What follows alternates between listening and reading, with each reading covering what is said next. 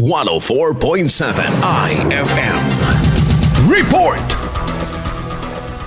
Matumal pa rin umano ang bentahan ng puto sa bayan ng Kalasyaw ayon sa ilang tindera. Kung dati umano, pagpatak ng buwan ng Disyembre, malakas ng bentahan ng puto. Ngayon, nananatiling matumal ang kanilang bentahan. Bagamat may pagtaas ng kita sa kanilang bentahan nung Kapaskuhan ayon kay Jennifer Sanchez, isang may-ari ng puto stall sa bayan, hindi pa rin ganoon kalakas ang bentahan ng puto ngayong holiday season. Pa sila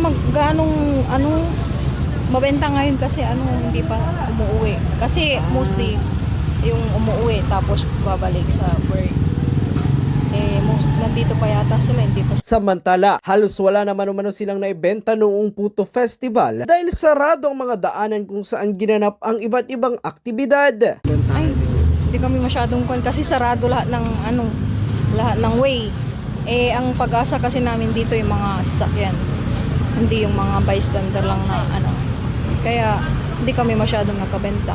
Gayunpaman, may mangilan-ngilan na umanong umu-order sa kanila upang i-resell ang kanilang produkto sa paparating na selebrasyon ng bagong taon. Patok naman ang produktong tiki rolls na nasa 240 pesos ang presyo. Ang presyo ng puto with cheese sa ngayon ay nasa 130 pesos kada kilo at 120 pesos kada kilo naman ang classic na puto at puto kutsinta.